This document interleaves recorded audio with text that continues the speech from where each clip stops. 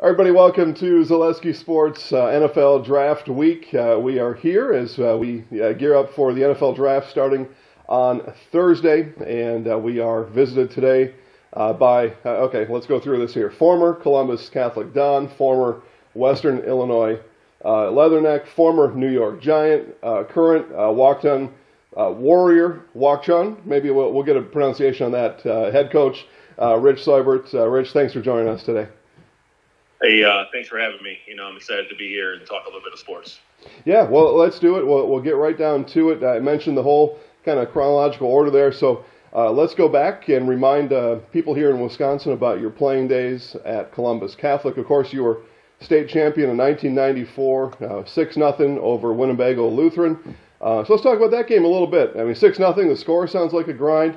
What do you remember most about that state championship game in 1994? That was Coach Crow's last game he coached. So that's kind of what stands out in my mind. I don't know if you can see behind me, but I got the picture of it. Yep. So that's a special game. State championship game down at Camp Randall, 6-0. I don't remember much about the game itself. There's been a lot of football games. All I remember was winning with my team, the players on that team that I played with, Mike Seelan and Mike Weister and Jason Linsmeyer. And I'm going to forget 1,000 of them. Mike Scheuer was playing. I was just a young little puppy playing with the upperclassmen and just trying to do my role. So it was awesome. I remember the feeling of winning it. It was pretty cool. And it doesn't matter what level you win at. Winning a championship is special. And that one, being Coach Crow's last game he coached, is pretty high up the list. Columbus Catholic got certainly a long tradition of winning state championships. You walk into the gym. The banners are up. That one added to the rest of the mix. Talk about maybe that legacy that you helped to leave at Columbus Catholic High School. It was pretty special. I think at Columbus, and it's still like that today, because every time I get home, I make sure I stop in there and see Coach Konitsky, and I can still shoot a three-pointer once in a while. But it's the bond and the family atmosphere that's at Columbus. I'm glad I went there. I'm glad that I went there with my friends and my teammates and my classmates.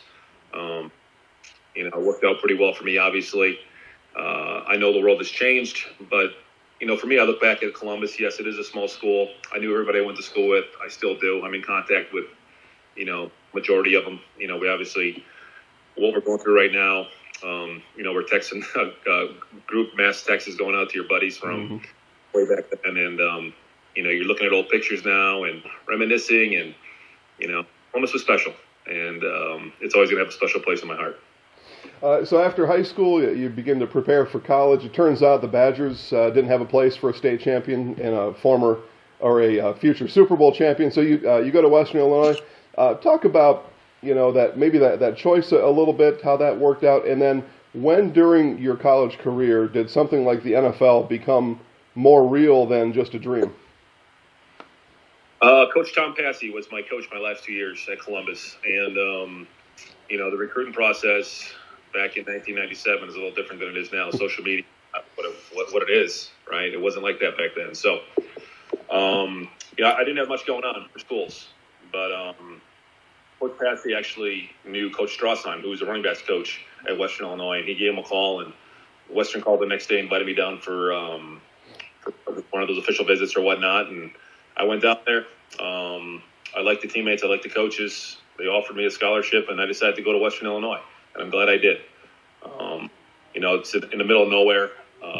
Even back then in 1997, Division I AA football wasn't televised. It wasn't on TV. Not many people knew about it, including myself. Growing up, you never really heard about I AA. You heard about the Badgers, and you heard about all the state schools in Division III. So I went to Western. Played as a true freshman and played tight end. The coach just wanted to find a way to get me on the field, so I said I'll play whatever I have to help the team win. I never really – I just loved playing the game. I liked working hard and competing, and I wanted to be the best at what I did every single day in practice and on the field and in the classroom and everything else. I never really said, hey, I want to go play in the NFL. That's the whole process, I think. The way I worked hard in college and the coaches that I had in college, it opened the door up for me.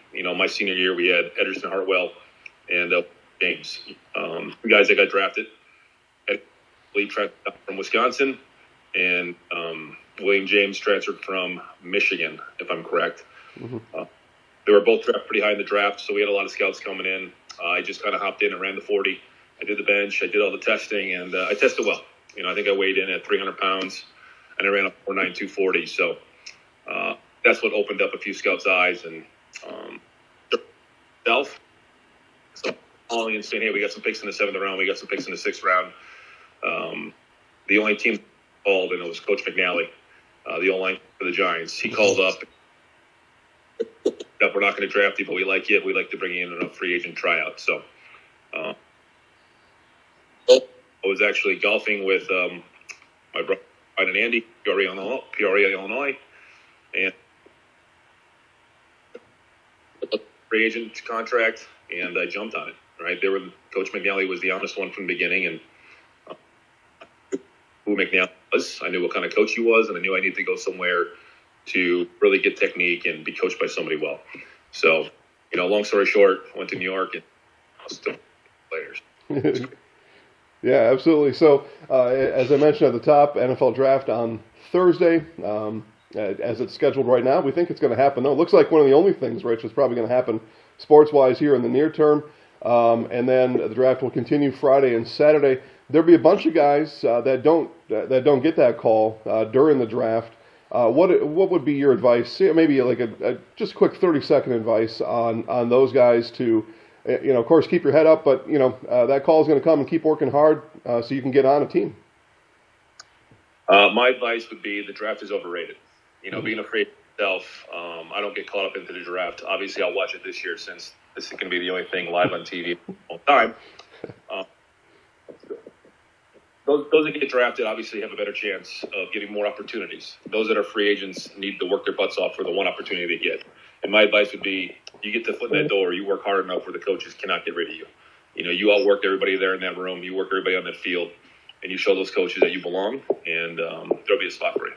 Yeah, that's great advice. So, and then on to the New York Giants. Had a great 10-year career. We'll talk about the Super Bowl here in just a minute. Those that are watching me right now see the Super Bowl 42 happening on the TV screen right behind me. But you were involved in a couple interesting games along the way in those 10 years, one of which I believe it's your second year. It's playoffs. You're on the road at San Francisco. You come in as an eligible receiver. You run your route.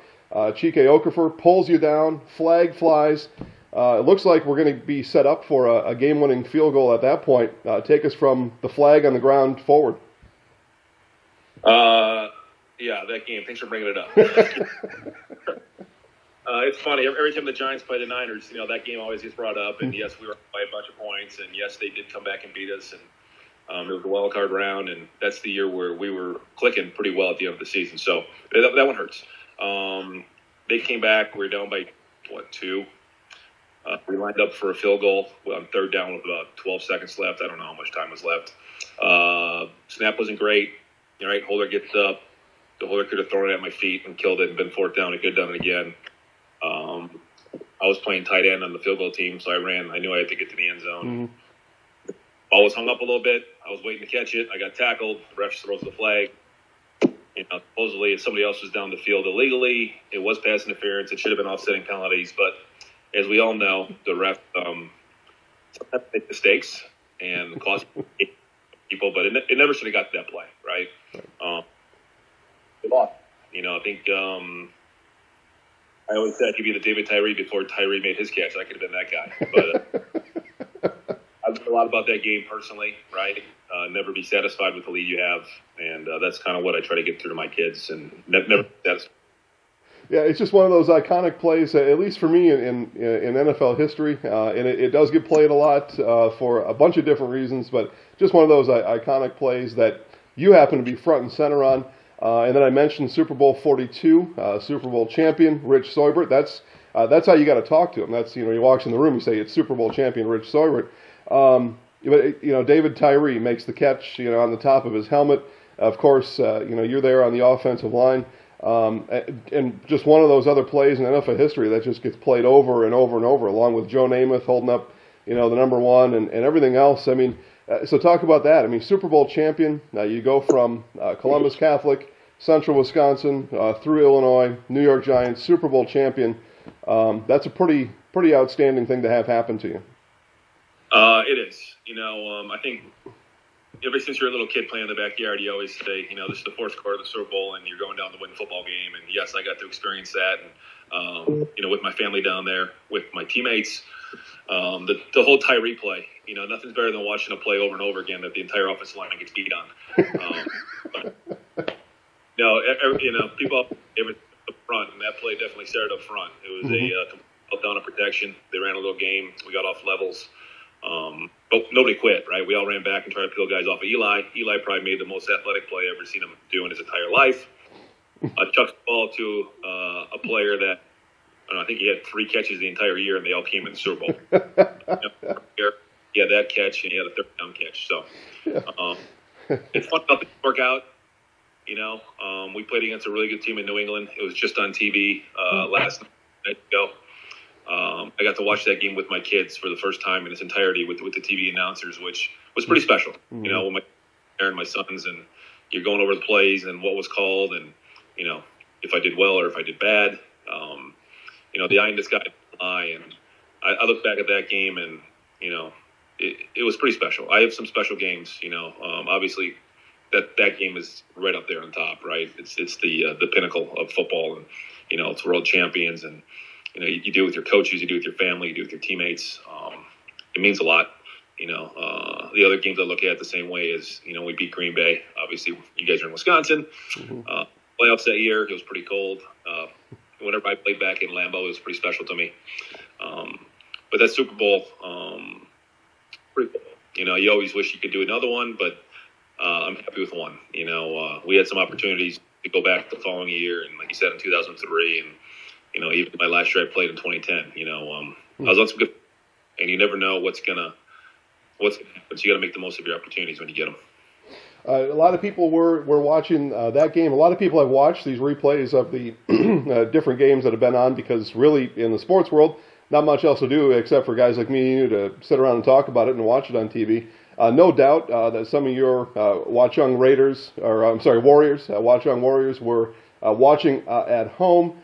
And a lot of other kids, high school football players, were also watching at home and doing other home things. What's some advice you can give to high school football players now that they're hanging out at home, they're wondering what to do? How can I stay in shape? How can I get ready for the season?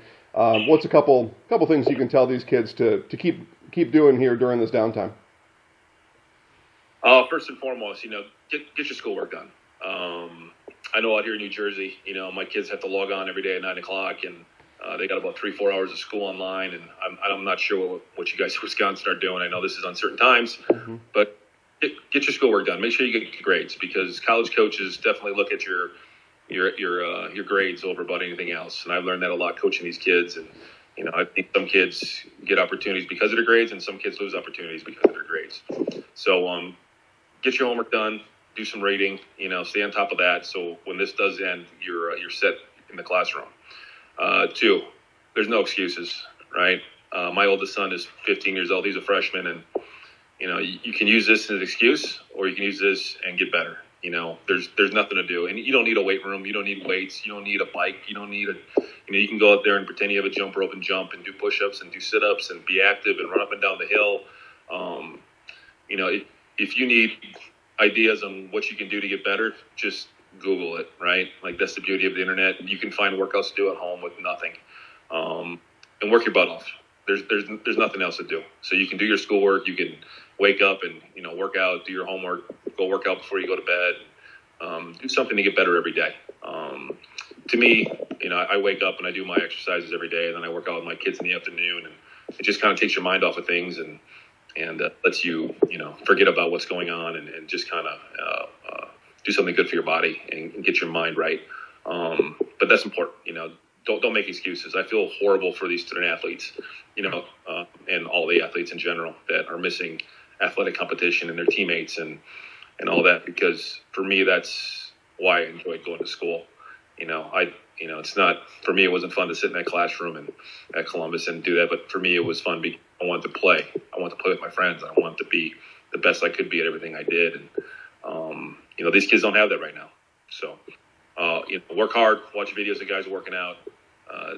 Don't let anybody ever tell you you're not good enough at something, right? Even my friends growing up when I was a little kid, you're not big enough to play in college. You're not fast enough. You're not strong enough. Just use that to make yourself better. No excuses. Push yourself. Brother or sister, or mom or dad or grandma or grandpa to push you. There's somebody in your immediate family that can make you better, and just do it. There you go. Great advice from Watchung Warrior head coach, football head coach Rich Seubert, Super Bowl champion, state champion, all-around great person. Rich, thanks for joining us today. Hey, thanks for having me. Everybody stay safe and healthy, and we'll get through this together. The Giants have won the Super Bowl.